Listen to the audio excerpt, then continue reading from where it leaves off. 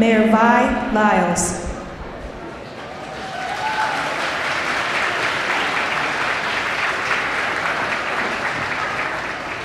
Hello, Charlotte. Oh my gosh, look at us. I'm so grateful to be here on this campus, but it's even more important that I have the great privilege to welcome Vice President Kamala Harris to the Queen City and to the campus of JC. Yes. Yeah, that's the way we do it. So I want to say that there's really the idea that we are proud of what we do in this great city. Our true economic opportunities must reach all corners of our city. And at the same time, we have to recognize that too many families still struggle with the rising cost of health care, housing, education, and other essentials for our living styles. That's why the Biden-Harris administration building wealth agenda is so vital. Thank you very much, Connie. Yeah. Their initiatives are focused on creating pathways to prosperity for all Americans through investments in affordable housing, small business development, job training, child care affordability, and much more. With policies like expanding the child tax credit, that deserves some applause, enhancing funding for minority businesses, that's another, providing debt relief for student loan borrowers, and proposing $25,000 of down payment assistance for first-time home buyers. So this administration is taking concrete action to make the American dream accessible again to all. I want to thank her for, along with the President, for the tireless leadership on this crucial issue of building inclusive wealth. We're honored to host the Vice President in Charlotte today and look forward to her comments on how we can open up economic opportunities for all. Thank you very much, Charlotte. Let's be proud.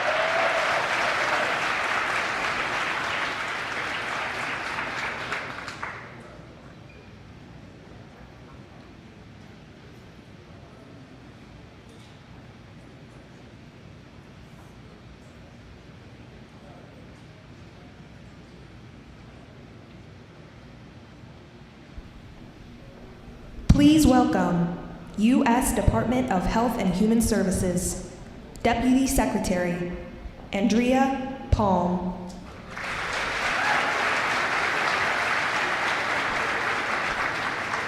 Hi there, I'm Andrea Palm. I have the privilege of serving as the Deputy Secretary at the U.S. Department of Health and Human Services. Thank you so much for having me here today. I'm really honored to be in North Carolina with the Vice President. And really want to thank her for everything that she's doing to lead our efforts to reduce costs and create economic opportunity all across America. I also want to thank Governor Cooper for his leadership and commitment to helping all North Carolinians get access to quality, affordable health care. I'm really proud also of the work that we're doing in the Biden-Harris administration at the U.S. Department of Health and Human Services to ensure that everyone has access to the care that they need. Today, more than 300 million Americans have health care coverage, and this year a record,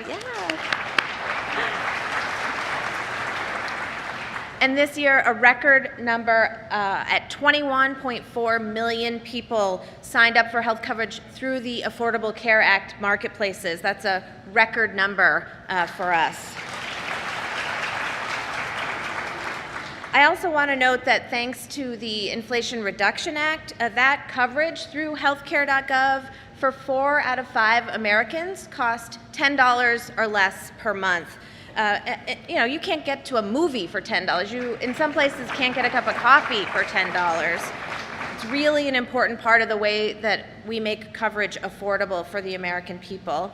Further, this administration has taken numerous actions to protect and strengthen the Affordable Care Act, to strengthen Medicaid and the Children's Health Insurance Program for hardworking families, to lower premiums, to expand access to affordable coverage in all the opportunities that we have as a U.S. government.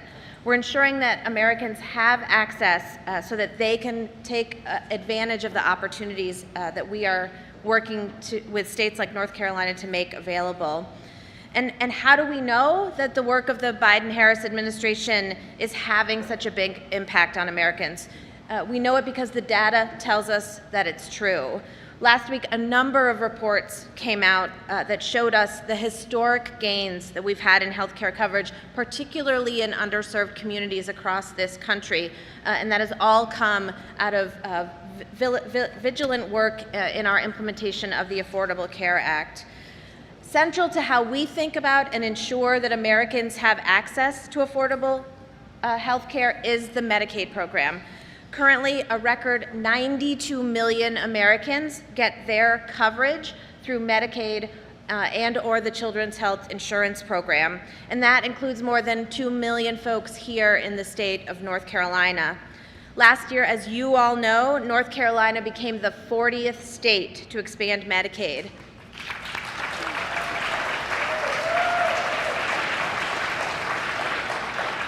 And that means that more than 600,000 North Carolinians became newly eligible to gain access to health care coverage. And as of today, the governor and I were just talking about it backstage, more than 480,000 North Carolinians have availed themselves of this new opportunity, and that is really important progress in a very short amount of time since enactment of that law. And certainly it would not have been possible without the leadership of this governor, and we at HHS want to express our heartfelt thanks to the governor for his partnership, for his tireless work to get that bill across the finish line and to drive implementation so that you all are where you are today. And so we really are, as a nation, closer than we have ever been to thinking about healthcare as a right for all and not a privilege for a few.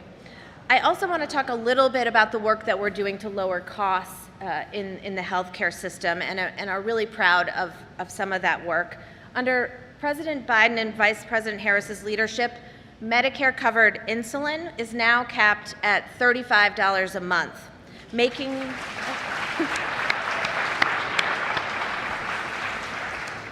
this life-saving medication more accessible.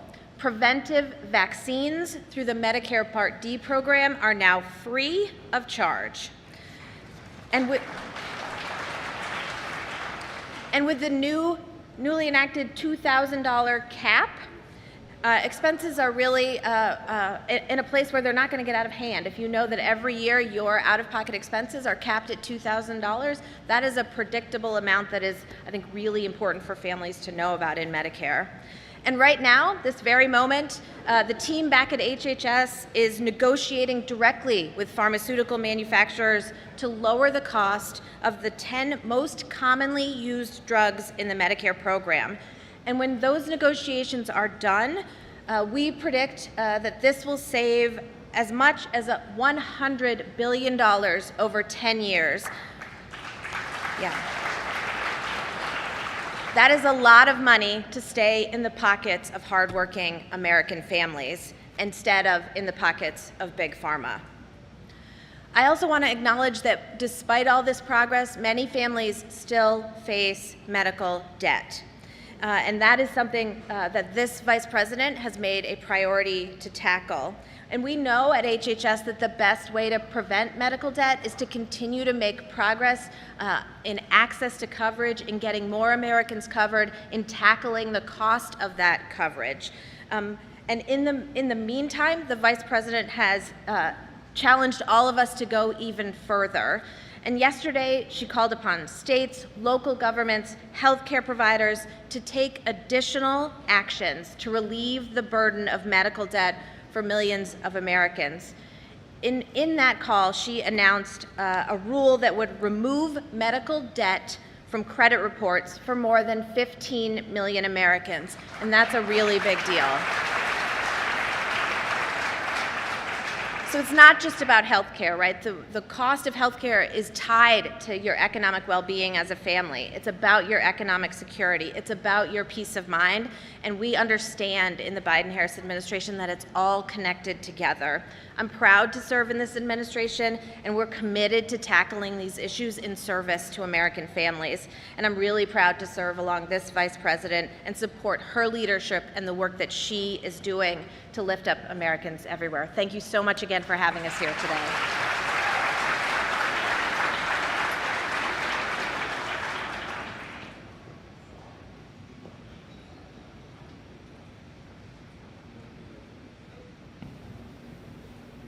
Please welcome U.S. Department of Housing and Urban Development, Acting Secretary, Adrienne Todman.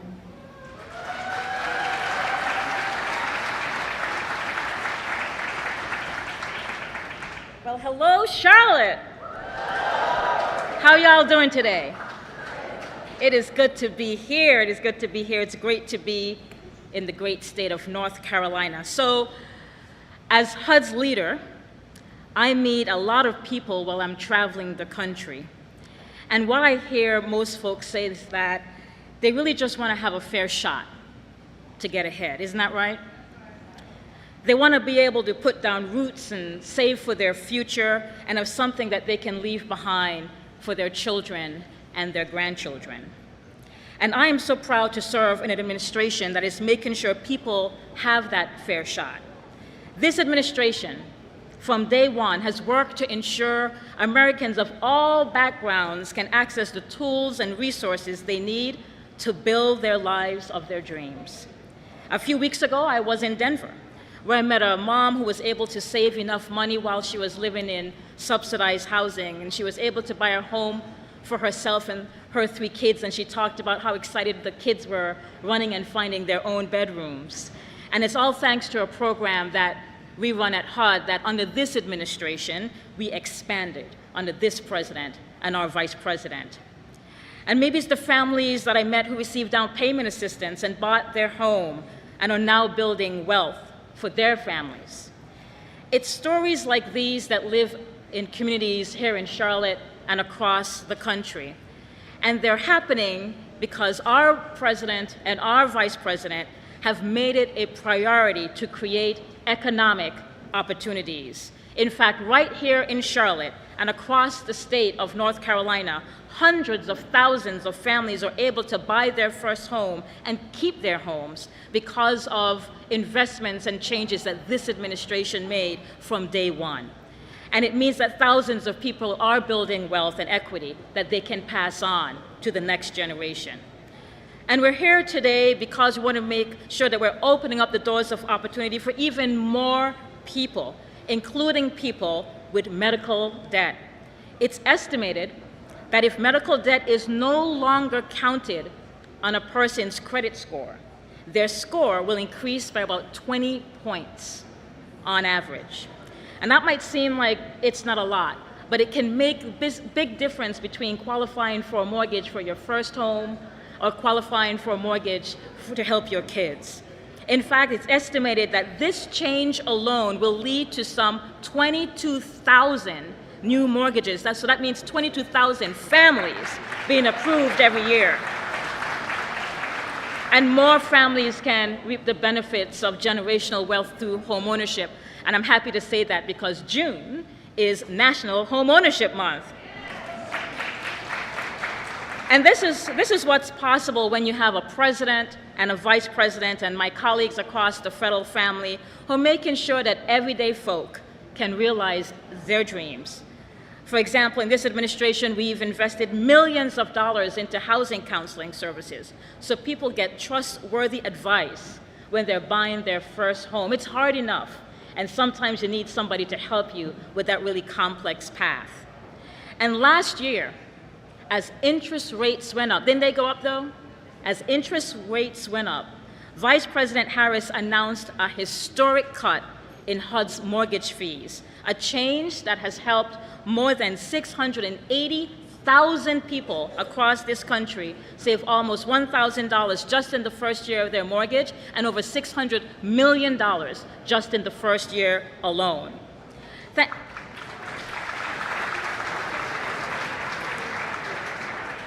And look, we know that more people need help.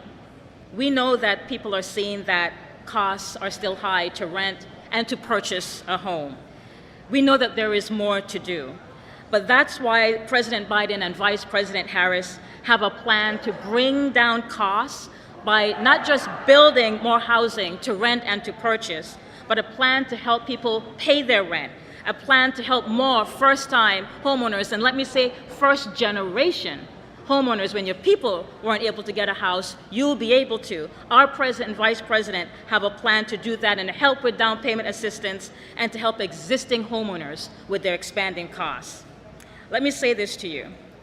Our vice president is laser focused on expanding opportunities for families, seniors, veterans, young adults as they're starting out here in Charlotte and across this state and across our country. From day one, Vice President Harris has centered people. People.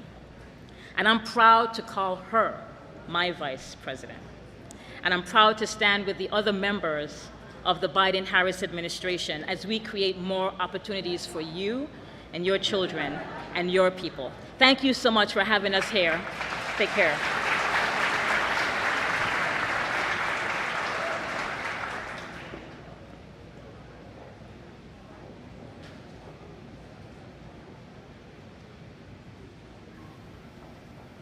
Please welcome Governor of North Carolina, Roy Cooper.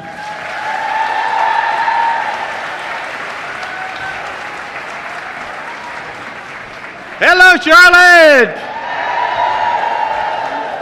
It is always great to be back on the campus of JC. Do you know what? North Carolina has more four-year HBCUs than any other state in the country. We have more HBCU students than any other state in the country. And it's one of our biggest workforce development tools that we use across this country. It's also great to welcome back to Charlotte my good friend, Vice President Kamala Harris. And today is lucky 13 for her. This is her 13th trip to our state since taking office, and it gets better every single time.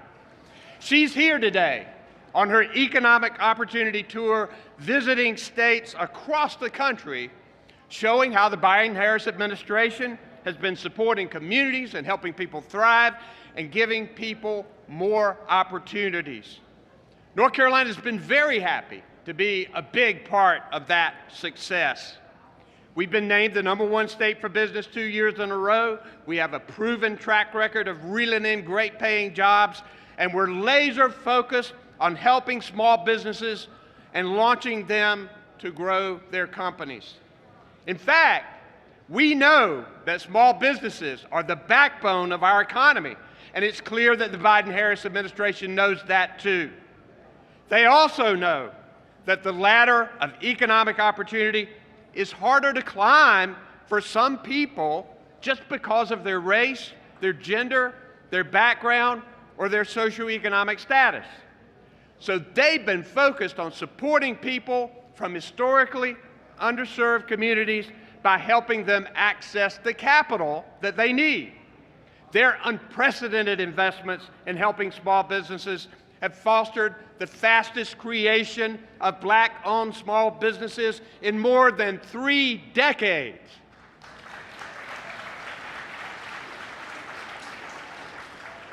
Back in March, the Vice President and I stopped in Durham to visit Black Wall Street to announce $32 million in federal funding to women and minority-led venture capital funds to support historically underserved and small businesses and entrepreneurs. And here in North Carolina, our Office of Historically Underutilized Businesses has done similar work. Around 7,100 businesses in North Carolina are now Board 8 Hub certified. And that means it puts them in the running for state contracts and gives them important opportunities while saving taxpayers' money. We're also able to help many businesses during the pandemic with financial help from the Biden administration's American Rescue Plan. Many of you may remember Andrea Harris and what a great leader she was for North Carolina. In 2020, I created the Andrea Harris Social, Economic, Environmental, and Health Equity Task Force to further the economic development of marginalized communities and keep a focus on women and minority-owned businesses. And that task force continues its work today. But you know, even big ideas, business smarts, and even that extra help will only get you so far if you're crushed by the weight of medical debt or health problems. Economic opportunity is also about staying healthy, treating sickness, and being able to afford it. So we finally got the legislature to expand Medicaid in North Carolina. And that is why we call it the Working Families Bill of the Decade in our state. We already have enrolled more than 483,000 people in Medicaid expansion. They're getting the quality health care they need to stay well, to support their families, to find stability that they need to launch their big ideas and give them back to their communities to keep North Carolina growing. So today, there is no better place for the Vice President to visit to talk about economic opportunity for everyone. We have been so grateful to have strong partners in President Biden and Vice President Kamala Harris as we work to ensure that every single North Carolinian has the opportunity to succeed. Thank you, thank you, thank you very much.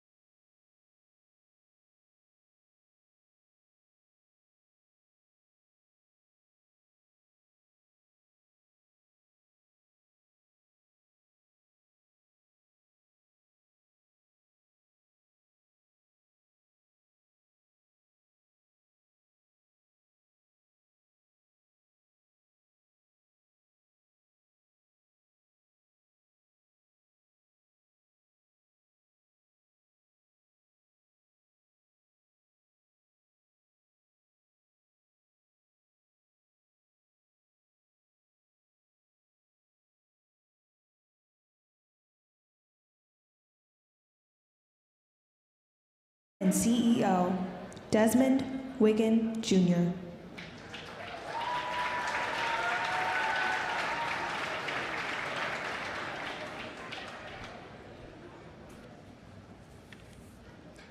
Greetings, everyone. My name is Desmond Wiggin, and it is truly an honor to be before you today.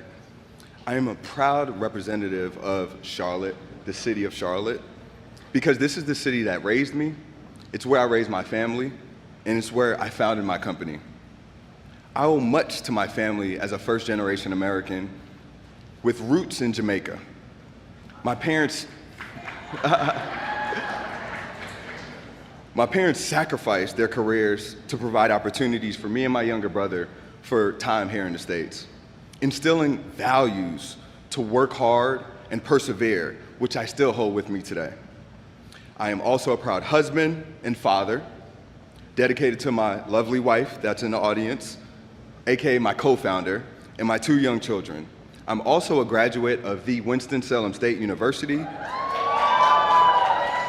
Ram Pride, and also a member of Alpha Phi Alpha Fraternity Incorporated. But today, I stand before you as the CEO and founder of Battery Exchange, a startup committed to creating equitable access to connected technologies. Our mission is to be at the intersection of mobile energy, information, and resources for citizens and organizations alike. In fact, we actually have our product at Johnson C. Smith University, offering students energy, but also career opportunities and internships with our corporate partners. See, Charlotte is not just home, it's my foundation for my entrepreneurial journey. Cities like Charlotte across the United States are emerging powerhouses bursting with potential. And I am thrilled about the opportunity to have intergenerational wealth in these communities. As someone who confronts entrepreneurship and the landscape of entrepreneurship head on, I know firsthand the difficulties of raising capital and building an organization. Witnessing the rulings against organizations such as like the Fairless Fund, who is fighting for equitable access, is disheartening. Those efforts underscore the importance of Vice President Kamala Harris's work and the initiatives like the SSBCI. I'm thankful to be awarded the funding opportunity through the HBCU Founder Initiative on behalf of NextCubed and the NC Rural Institution. Vice President Harris's leadership in securing funding for founders like myself is not just a policy effort, it's a lifeline to entrepreneurs like myself, striving to create dreams and make them reality. Vice President Harris inspires me with her unwavering commitment to creating opportunities for underrepresented communities. She fights tirelessly to ensure that entrepreneurs like myself, regardless of their background, have the resources they need to succeed. Her vision and dedication are the setting foundation for a more equitable environment. I'm thankful for this opportunity to talk about myself, my organization, and the capital impact towards entrepreneurial growth. But now, what you guys are all waiting for, we're going to get into a riveting conversation about the amazing work that's happening with the Economic Opportunity Tour. First, I would like to introduce Bakari T. Sellers, and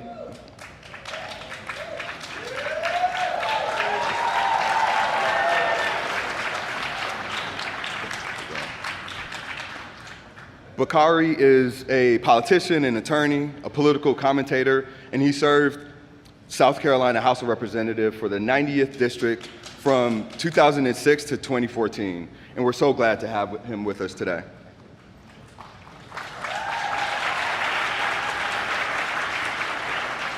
Next up, you guys might know this name, I'd like to introduce Mr. Michael Ealy, actor and activist.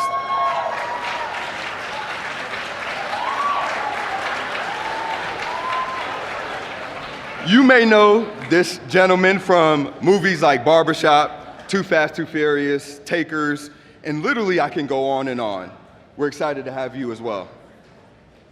And now, without further ado, it is my distinct honor to introduce the first woman to be elected as Vice President for the United States, Miss Kamala Harris.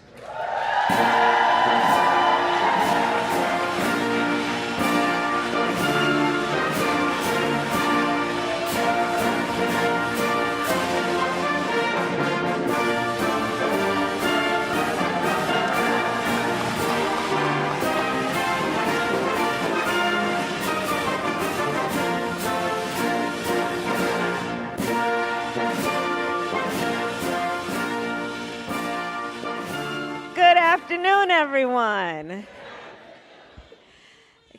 Indeed. Can we please applaud Desmond as he walks off the stage?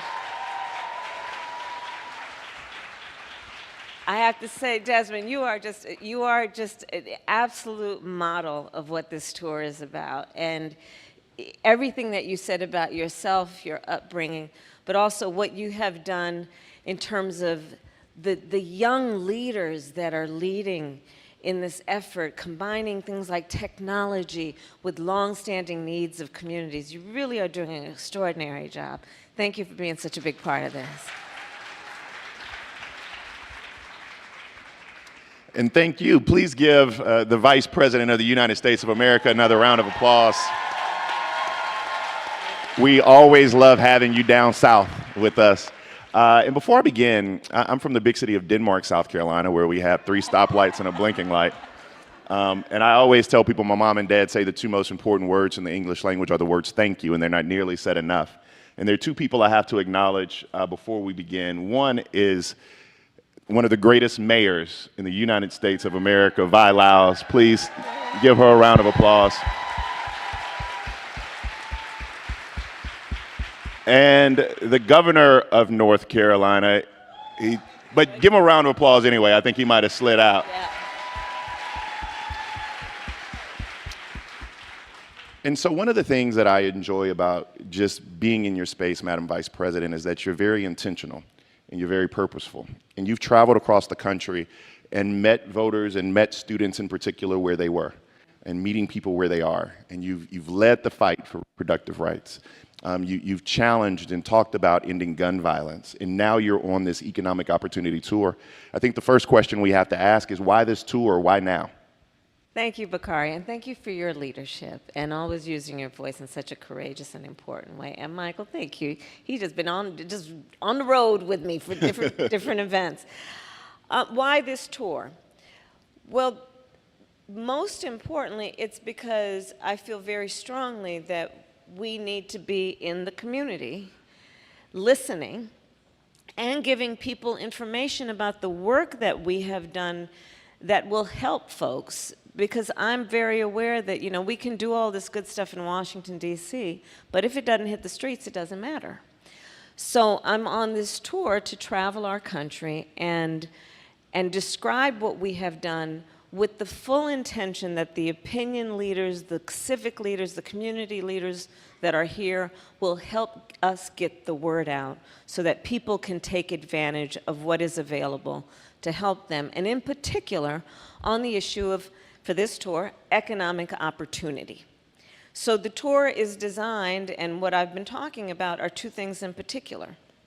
The obstacles that exist that get in the way of people achieving their dreams around their economic future, intergenerational wealth. Desmond talked about that. To talk about the obstacles that exist that often are no fault of the individual, but that are systemic and that we are working to bypass. And then also to explain to folks the opportunities that are available. So today we'll talk about obstacles like debt, a big issue that holds people back. We're going to talk about the opportunities that are available, such as access to capital, federal government contracts that can infuse communities and entrepreneurs and individuals with the resources that they need and that they rightly earn but don't have access to otherwise. So that's the purpose of the tour. I believe very strongly that the accomplishments of our administration, such as creating 15 million new jobs, creating over 800,000 new manufacturing jobs, historic low unemployment, in particular for the Black community, are very important, critically important. And that is not to the exclusion of also understanding we have extraordinary capacity and leaders in the community who have incredible ideas, who are entrepreneurial, who are ambitious, who have aspirations that, yes, are about making sure that everyone is employed, but also the creation of wealth. To aspire to create wealth is a good thing as far as I'm concerned.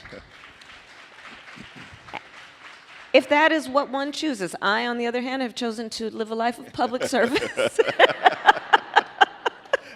But I am all for any of you get yours if that's what you want, right? We trying. We definitely And so that's what this tour is about. You know, Madam Vice President, the greatest accomplishment in my life is getting Ellen Rucker Sellers to say yes, and I do. And she is here. Where is she? There, she's you are also, a saint. Oh, now she's a saint. Okay. Yeah, she's a saint. But she's also a small business owner, and I see what she goes through with Rucker Roots and trying to make sure that her business excels. Yeah. And one of the things that we talk about often is access to capital for entrepreneurship and small businesses. Yeah. And that's something that's been very important to you and the President of the United States. Tell us more about this work and why is it so important to be able to get these small businesses their access to capital? So let's start with the point that Ellen knows well, which is that not everyone has access to the capital that is necessary to start up a business. But it is not for lack of a good idea. It is not for lack of incredible work ethic. It is not for lack of the ambition to actually create something that will not only benefit oneself or their family, but also the community at large. And so the focus of my work since my days in the Senate has been to expand access to capital, and in particular to do that through community banks. Because community banks are self-defined. They are situated in the community.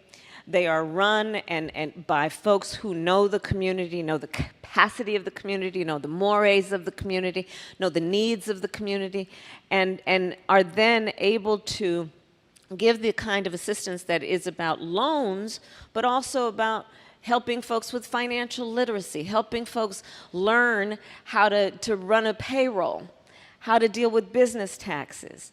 Because many of us, we didn't grow up learning that in our household, and we don't really teach that in school.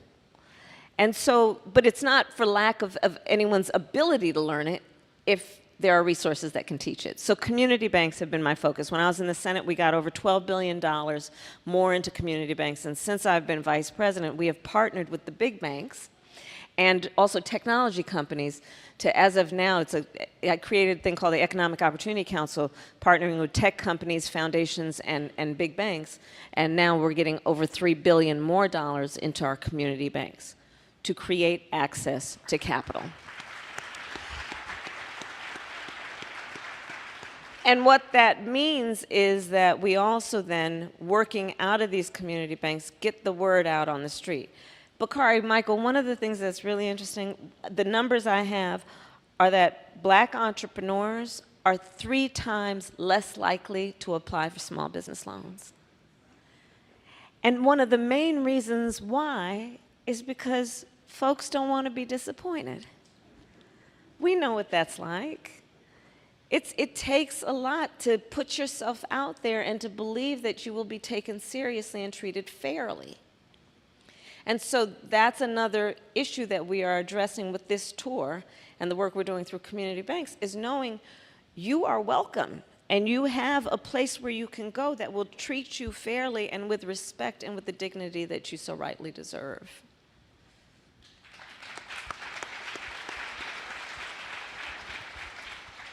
Madam Vice President, it's an honor to be here with you today. I think this tour is such a great idea, and I think just it's working, one. And two, I think it's always great for the people to hear directly from you what is happening, what is being done. I know an important issue for you is housing. Yes. And I know it's been an important issue for you throughout your career. Being in California the last 20 plus years, I know how much work you've done there. I know it's at the forefront for you. It was at the forefront for you there. It's at the forefront for you now in this administration. The question I have is, it's a priority. So what is the administration doing to help ease the burden of home ownership right now? So let's start, as you know, Michael, and we've talked about this before. Home ownership is one of the best ways to achieve intergenerational wealth. Correct. Right? So, and let's think about it this way. When you are able to buy a home, obviously for most of us with a mortgage, but when you are able to have a home that is yours, that you own, you accrue capital, right? And that means that when your child says, you know, okay, now everybody, I think everybody in North Carolina can handle this. When your child says you want to go to Howard University, I couldn't help myself. We know. When their child says, I want to go to a HBCU such as the one that we are so privileged to be in right now, you can say, honey, you don't have to take out that loan. I'll take some equity out of the home. You don't have to take out a loan. I'll take some equity out of the house to help you pay that tuition. Or if your child says, I want to start a business, you can say, honey, I can take some equity out of the home and help you with some startup capital. Home ownership is one of the best ways that we achieve intergenerational wealth. We also know that it is one of the many issues where we have seen incredible obstacles for black families. We don't even need to go as far back as nobody got the 20 acres and a mule. Let's go to the fact that we recently celebrated D-Day. And we rightly celebrated what we have called the greatest generation. Well, there was a public policy, rightly in our country, that said about that greatest generation, you have brought stability to the world. You, as American military members, most of whom are men, you have served your country and the world with such dignity, to such great result. So we want to invest and reward you. And the federal policy then was to give them loans to help them buy homes.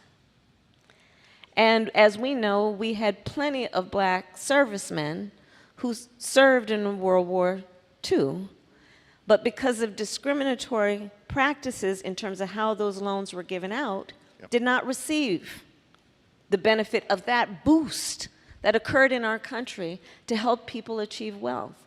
So there were pre-existing disparities, and then you had this boost. You think about it in terms of the history of redlining. Yeah. You think about it in the history of what was called a whole federal policy around urban renewal, which basically resulted in freeways cutting through black communities and other communities of color, thereby dividing up communities around what otherwise were thriving commerce communities. So what we have been doing as an administration to deal with this issue is to, one, acknowledge the truth about the disparities, and to seek out and identify the disparities and the built-in systems that still exist that create those obstacles to home ownership. And I'm going to talk about one in particular, racial bias in home appraisals. Yeah. So we decided to take that on. Many of you may know the stories about a black family that wants to sell their home and then has the appraiser come in, and the house is appraised for what they know is less than its value. And you probably know the stories about how they'll then reach out to family friends who are white and say, hey, will you all come over, bring your family pictures? We're going to take down ours, and you invite the appraiser. And the home appraises for higher value. So one of the issues that we are taking on is this issue, and are now requiring that appraisers have racial bias training before they are able to do this work. We are also giving, for people who are the first generation in their family to seek to buy a home, $25,000 grants for startup capital to actually be able to pay down on home ownership. $25,000 if you are first, or you are the generation that is the first in your family to be able to buy a home. The other thing we are doing is for a certain tranche of folks, helping them first-time homeowners, $400 a month in credits toward paying your mortgage. And these issues are exactly the kind of issues that when you address them, make a huge difference in terms of who's able to buy a home. And that matters. And you know, listen, you probably are sensing from the things that I'm describing, we have been taking a critical look at those specific pieces of the system that have long gone overlooked, that are, you know, that the story about the princess and the pea, that seemingly small thing that makes all the difference, these specific aspects of the system that have kept people from achieving their dreams. Another issue that we have been dealing with is federal contracts. So if you get a federal contract, being very frank, unless you mess it up, it's yours for life. But what we know is that when you're talking about black entrepreneurs, black small business owners, less likely to have the relationships or know the process for applying for a federal contract. When President Biden and I came in, we committed to increase federal contracts to minority-owned businesses by 50%, and we're on track to get that done by the end of 2025. Part of this tour is to create information and available to everyone here to know how you go about applying for federal contracts and which federal contracts are up. Because remember, we also came in and are finally fixing the infrastructure problem in America. You know, somebody talked about Infrastructure Week, which never happened. We actually got it done. Think about the number of contracts, federal contracts, based on the money we are putting literally on the streets of America to upgrade our sidewalks and our bridges and our freeways. Do you know that the 90% of construction companies employ 20 or fewer people? Those are small businesses. And then we have all this federal work that is happening around construction work. We passed the Inflation Reduction Act. We're putting, by my estimate, $1 trillion on the streets of America in the next 10 years to deal with the extreme climate occurrences, adaptation, resilience, investing in a clean energy economy. Those are federal contracts. So when we make a commitment to increase by 50% federal contracts going to minority-owned businesses, think about what that can mean in terms of a boost to communities around the creation and sustaining of wealth and wealth generating businesses. Wow. It's amazing to hear it directly from her, isn't it? It's just amazing. One of the things you brought up when we first sat down was you talked about how debt is affecting people, whether it be student loans or medical debt. How do you feel like the administration what is the administration doing to help kind of address these obstacles? And, you know, how can we move forward? Right. So debt is probably one of the biggest issues that holds people back in our country. And we decided to take it on because, you know, our philosophy is that we want people to not just be able to get by, but get ahead. And debt is one of those things that holds people back from getting ahead. So we decided to take on, for example, the issue of student loan debt.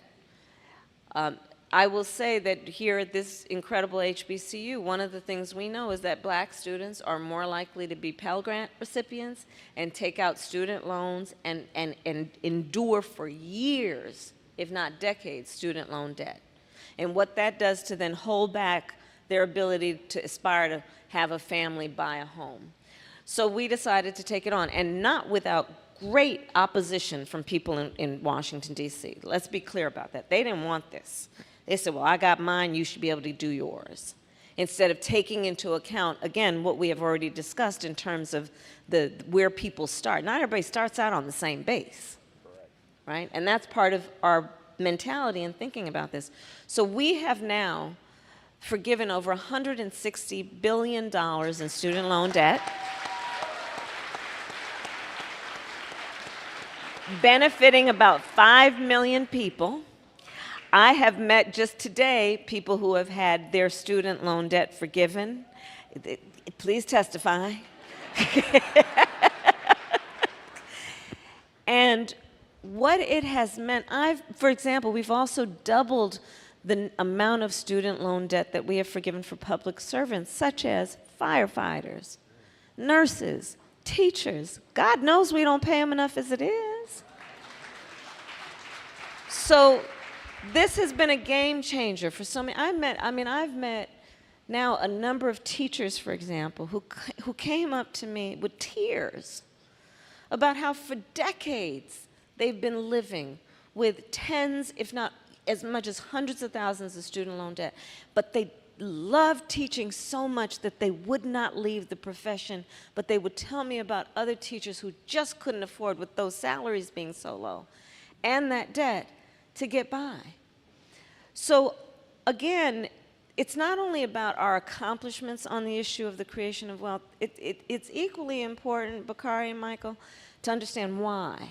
You gotta see people and understand that people have many facets to their life. And when people work hard and do good work, the system should reward that, right? Medical debt. So medical debt. Medical debt, for the most part, comes about because of a medical emergency for the majority of people, which means what? Wasn't planned. Nobody asks to be sick or experience a medical debt. It's not something people bring upon themselves. And it can result in, again, tens, if not hundreds of thousands of dollars of debt as a result of that medical emergency. And forever until now, that could count against your credit score. Your credit score is supposed to be a measure of, are you financially responsible?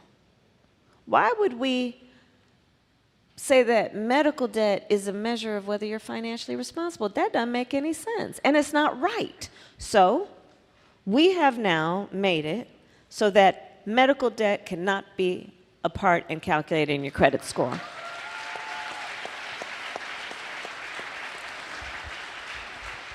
And now, because there's so many apps, most people know their credit score like you know how much you weigh, right? And you know what that number means in terms of your eligibility for a car loan, home loan, or even just to get an apartment lease. So this is going to be a game changer for so many people. And again, it's about, debt is not just about a financial number. It's about how it weighs on people to keep them back when they're working hard and want to move forward. And so I'm particularly proud of what we've done on medical debt. I must say, as a point of emphasis, because again, to the opinion leaders, I need your help. On the student loan debt piece, please remind people to apply for it and not think that, oh, if I apply, I'm not going to get it. I've met a lot of people who have told me that. I didn't apply for it because I didn't think I'd be eligible. 1. 2, please help get the word out. You are entitled to student loan forgiveness even if you did not graduate. Help us get the word out. Because again, it's about creating public policies that are just logical. So what's the logic in that? Okay, a lot of people drop out because they can't afford to pay tuition. Yeah. And before they dropped out, they were taking out student loans. The student loan company ain't saying, well, since you didn't graduate, you don't owe us. So people who had to drop out still owe that debt. So that's why we created the policy, to be intentional, Bakari, to be intentional. Even if you didn't graduate, you're eligible. I'm going to use just a slight bit of personal privilege because you talked about being intentional for this last question. And I think that the White House and yourself have been very intentional about having Michael and I lead this conversation. Yeah. And why I say that is because having black men a part of this conversation is so very important. And we need the individuals who are under the sound of our voice to go out and be apostles of the good news. Yes. And so when people ask, what is the White House doing Yeah. about black men, you can say that we had a conversation about economic mobility and was very diverse in our thought. And also, I saw some Jack and Jillers earlier today. Yeah. I know they're having their convention this week. But this is a room full of, and I hate the word future leaders. I hate that because they're really the leaders of right now. Yep. And you're also intentional about doing this at an HBCU. And this institution is one of the greatest HBCUs. Now Michael may not know this, but the greatest HBCU is Morehouse College, but I digress. But what would your advice You be? do you, Bakari. You do you. Howard's in the top 10-ish. So what advice would you give this room full of the leaders of right now? Not future leaders, but these young people who are the leaders of this moment that we're in. The first piece of advice I have is dream with ambition. And never apologize for your ambition. Never apologize for that. It is a good thing to have ambition. I will also say this. I eat no for breakfast. I don't hear no. And many times in your life, you're going to hear no. Someone is going to, maybe even many people say to you, oh, it's not your time. Oh, nobody like you has done that before. Oh, they're not ready for you. Oh, and then I love this next one. Oh, that's going to be hard work. Really? Don't hear that. Don't ever hear that. And I've got a whole lot of advice. The other piece of advice I would offer, so you just open that up. Many times you're going to find whether you are in a boardroom, a meeting room, in a room where you need to pitch, where you're going to be the only one that looks like you in that room. Mm-hmm. And what you must remember, and I'd ask you to look around this room right now, what you must remember is you are never in that room alone. We are all in that room with you, expecting that when you walk in that room, you walk in chin up, shoulders back, understanding the voice and the voices that you carry that are so proud of you being in that room and are applauding your presence in that room. That is critically important. That is critically important. You got to be able to see what can be unburdened by what has been. And never allow yourself to put any barriers on yourself based on other people's limited ability to see who can do what. That's their problem, not yours. Yes, ma'am. Before you do the rope line, may I ask you for a favor? Yes. It's Michael's favor. Can we take a selfie Yes, right here? All right, absolutely. thank you so much. Oh, but I do have one more thing. A week from today is Juneteenth. And I would add, so we have decided, and I have issued a call to action. It's our newest federal holiday. I was proud as a member of the United States Senate to sponsor a piece of legislation to make it a holiday. And a lot of people have been wondering of the various ways that traditionally Juneteenth has been celebrated, as now it is a national holiday, how do we do it going forward? And what I'd ask is everyone to consider, in addition to your normal tradition for Juneteenth, think of it as a day of action to register people to vote. Please. Thank you.